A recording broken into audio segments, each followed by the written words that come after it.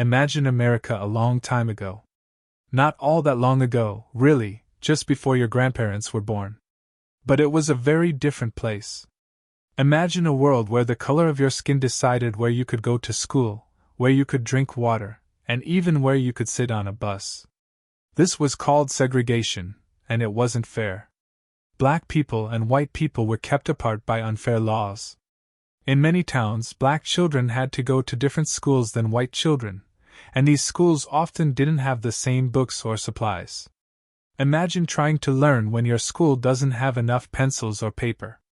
Even simple things, like getting a drink of water, were different. There were whites-only water fountains and colored water fountains, even though the water was exactly the same. On buses, black people had to sit in the back, and if a white person needed a seat, they had to give it up. This wasn't just unfair, it was hurtful. It made people feel like they weren't as good as others, just because of their skin color. Brave people started to stand up and say this wasn't right.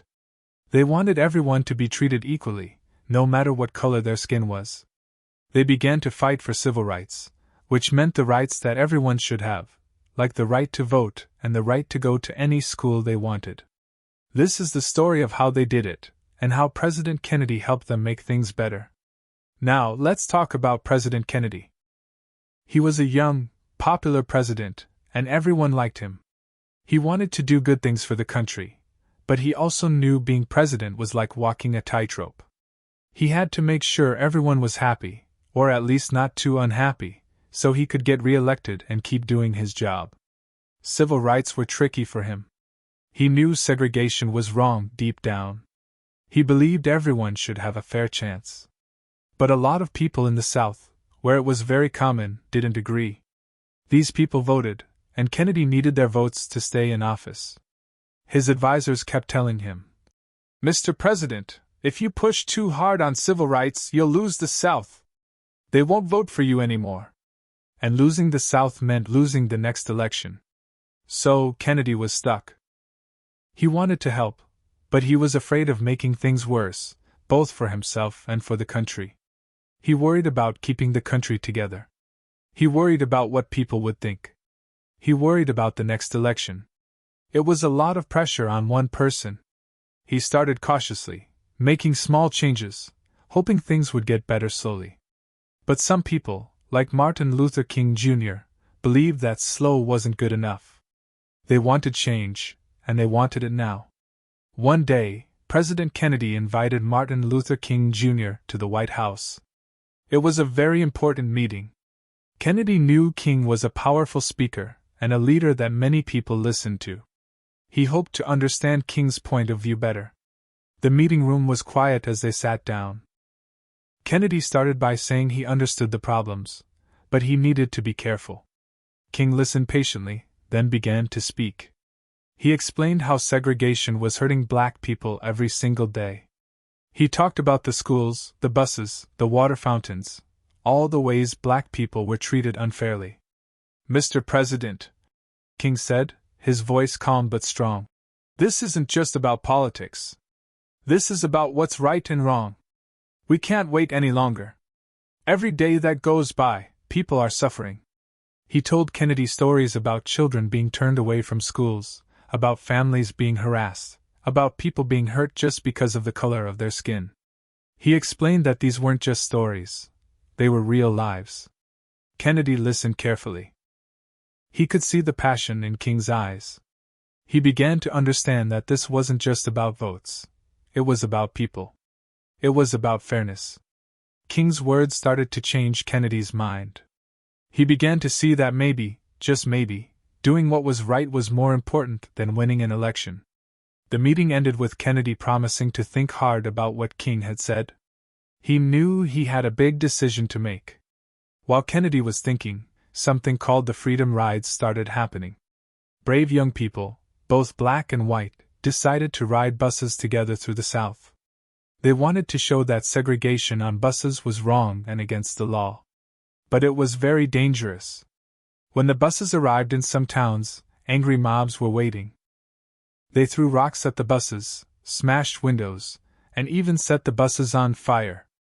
The Freedom Riders were beaten and arrested, just for sitting together on a bus.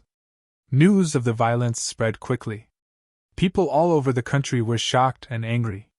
They saw pictures of the burning buses and the injured riders. It was hard to ignore what was happening. Kennedy watched the news with a heavy heart. He knew he had to do something. He sent federal marshals, who are like special police officers, to protect the Freedom Riders. But even with the marshals, the violence continued. It was clear that just protecting people wasn't enough. The laws themselves had to change. The Freedom Ride showed Kennedy that segregation wasn't just a problem for black people in the South. It was a problem for the whole country. It was a problem that he, as president, had to solve. He realized that he couldn't just sit back and hope things would get better on their own. He needed to take action. The bravery and suffering of the Freedom Riders helped him see that. Then came James Meredith. James was a brave black man who wanted to go to the University of Mississippi, also known as Ole Mississippi. But Ole Miss was a segregated school. That meant only white students were allowed to go there. James believed he had the right to go to any school he wanted, just like anyone else. So he applied. When he was accepted, the governor of Mississippi, Ross Barnett, said he wouldn't let James in. He stood in the doorway of the school and blocked James from entering. This was a big problem for Kennedy. The governor was breaking the law. Kennedy had to do something to uphold the law and make sure James could go to school. He sent federal marshals to Ole Miss to protect James and help him register. But when James arrived with the marshals, a huge crowd of angry people was waiting. They threw rocks, bottles, and even fired guns at the marshals. There was a riot. It was chaos. Kennedy had to send in the National Guard, which are soldiers who help during emergencies, to restore order. Finally, after a long and dangerous night, James Meredith was able to register for classes. It was a victory, but it came at a high cost. People were hurt, and the whole country was watching. This event showed everyone just how determined some people were to keep segregation in place, and how much Kennedy had to fight to make things right. Behind the scenes, Kennedy was on the phone constantly. He was talking to governors, trying to convince them to follow the law and end segregation peacefully. These phone calls were often difficult and frustrating. He would call Governor Wallace of Alabama, for example.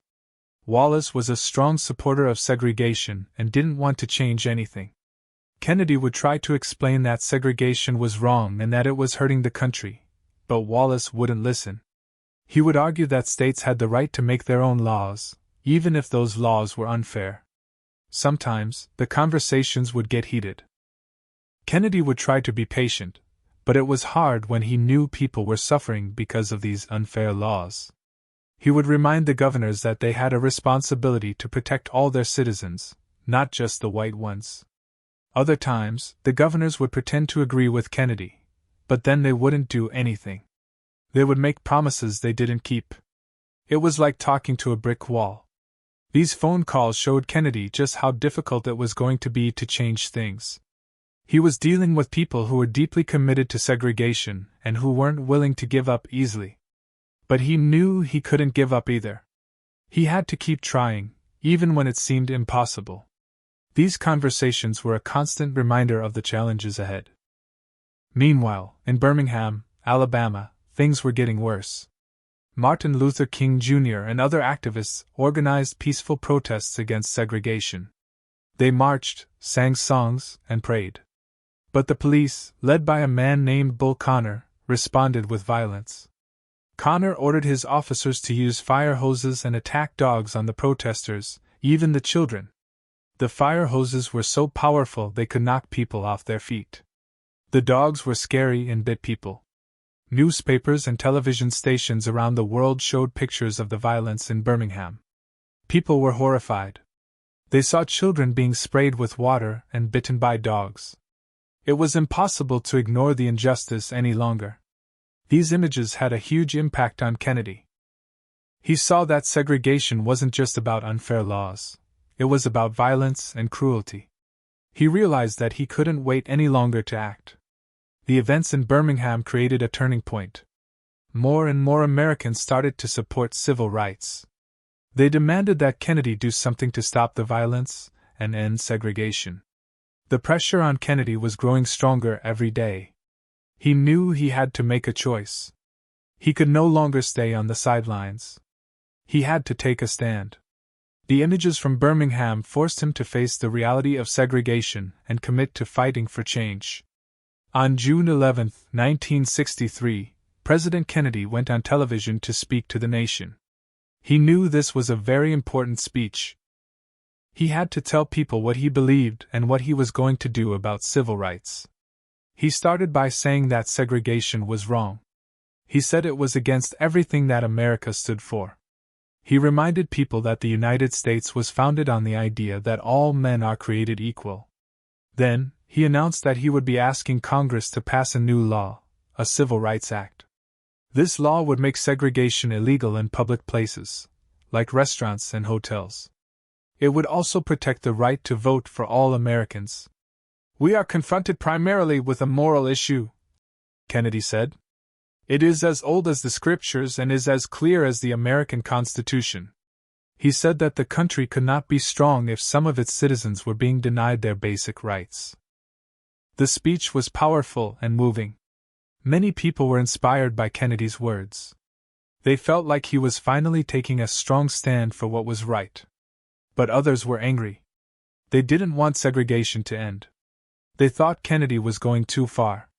Kennedy knew that passing the Civil Rights Act would be a difficult fight. But he was determined to do it. He believed it was the right thing to do for the country. He had finally made his choice. He was going to fight for civil rights, no matter what. His speech marked a turning point in the civil rights movement. After his speech, Kennedy and his team started working hard to write the Civil Rights Act. It wasn't easy. They had to figure out exactly what the law would say and how it would work. They wanted to make sure it was strong enough to end segregation, but also fair to everyone. They met with lawyers, civil rights leaders, and members of Congress. Everyone had different ideas about what the law should include. Some people wanted it to be very strict, while others wanted it to be more flexible. Kennedy had to listen to all these different opinions and try to find a compromise.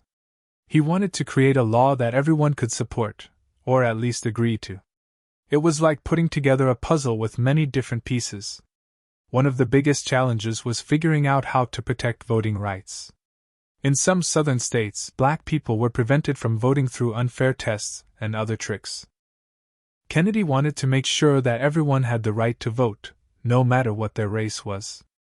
Another challenge was figuring out how to enforce the law. If businesses refused to desegregate, what would happen? How would the government make them follow the law?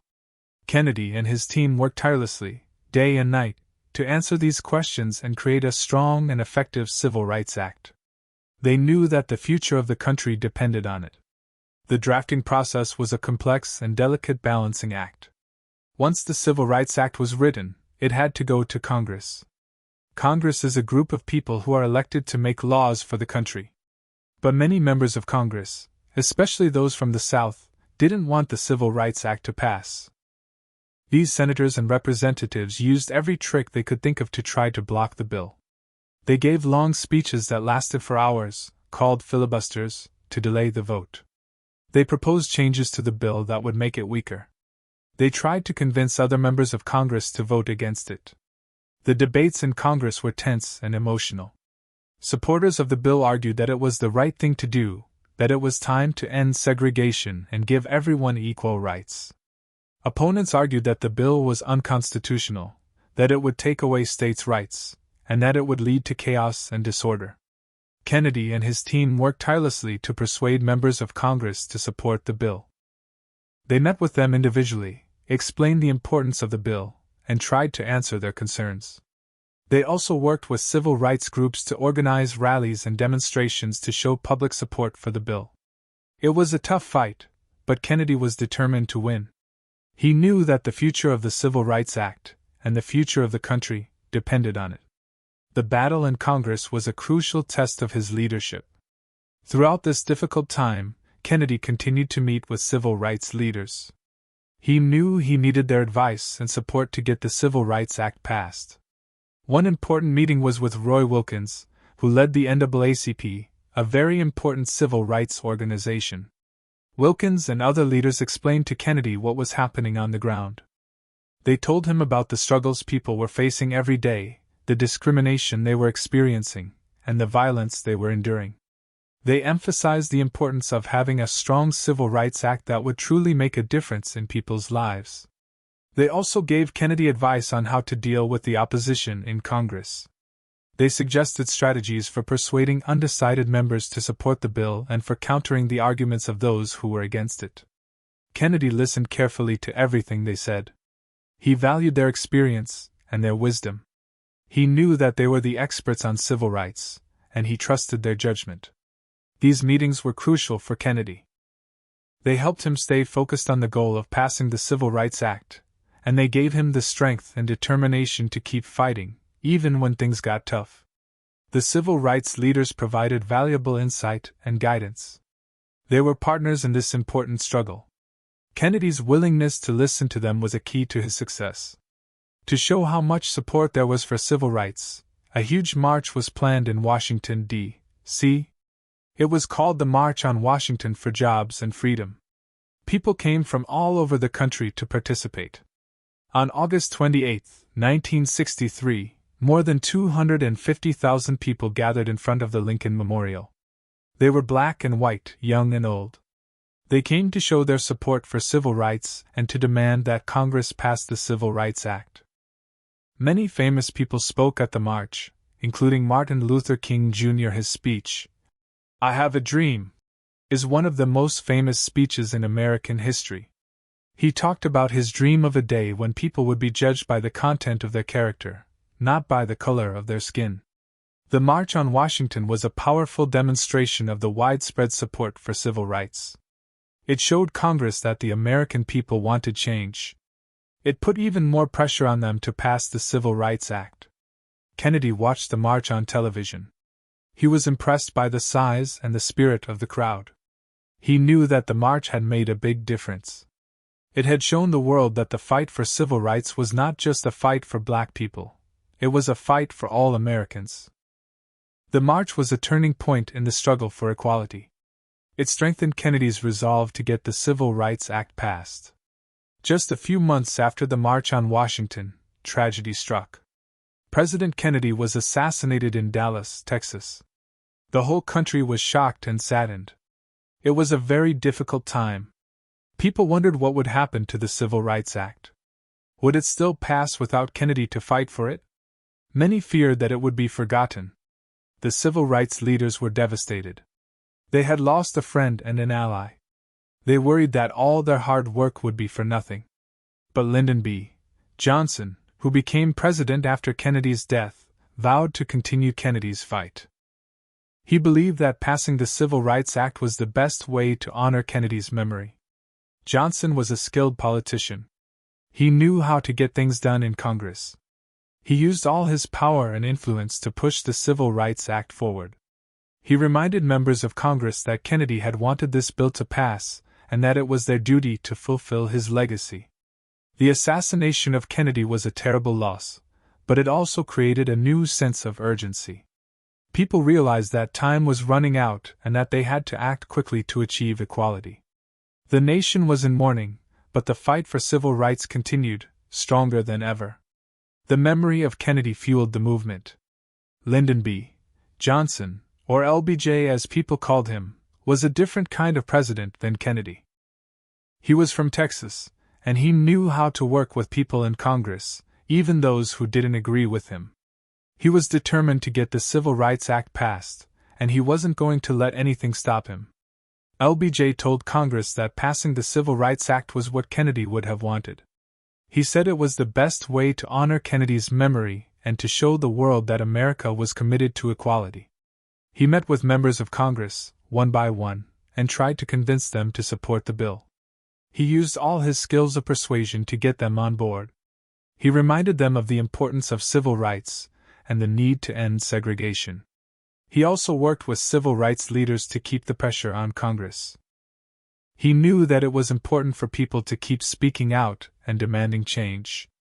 LBJ was a master politician, and he knew how to get things done.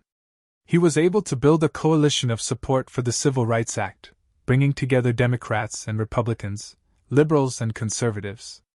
He was determined to make Kennedy's dream a reality. Johnson's commitment to the bill proved to be crucial. His leadership helped to overcome the remaining obstacles. The momentum was building toward a historic victory. Finally, after months of debate and struggle, the Civil Rights Act of 1964 was passed by Congress. It was a historic moment. The law made segregation illegal in public places, like restaurants, hotels, and movie theaters. It also made it illegal for employers to discriminate against people because of their race, color, religion, sex, or national origin. The Civil Rights Act also protected the right to vote for all Americans. It made it illegal to use unfair tests or other tricks to prevent people from voting. President Johnson signed the Civil Rights Act into law on July 2, 1964. It was a day of celebration for civil rights activists and for all Americans who believed in equality. The Civil Rights Act was a major victory in the fight for civil rights. It helped to end segregation and discrimination and to create a more just and equal society. But it was not the end of the struggle. There was still much work to be done to achieve full equality for all Americans. The passage of the Civil Rights Act was a testament to the courage and determination of the civil rights leaders, the activists, and the ordinary people who had fought so hard for change. It was also a tribute to President Kennedy, who had started the fight, and to President Johnson, who had finished it. The Civil Rights Act changed America forever. Even though the Civil Rights Act was a huge step forward, the fight for equality wasn't over. It's like planting a seed. The seed grows into a plant, but you still have to water it and take care of it so it can become strong and healthy. After the Civil Rights Act passed, people still faced discrimination in many ways. Some businesses didn't want to follow the new law. Some people still held on to their prejudices. There were still unfair laws and practices that needed to be changed. Civil rights leaders continued to work hard to make sure that everyone was treated fairly. They organized more protests, they fought for new laws, and they worked to educate people about the importance of equality. Martin Luther King Jr. continued to be a leader in the movement. He spoke out against injustice and inspired people to stand up for what was right. He believed that even though things had gotten better, there was still a long way to go. The Civil Rights Act was a victory, but it was just one battle in a long war. The struggle for equality is something that continues to this day. We all have a responsibility to make sure that everyone is treated with respect and dignity, no matter what their race, color, religion, sex, or national origin.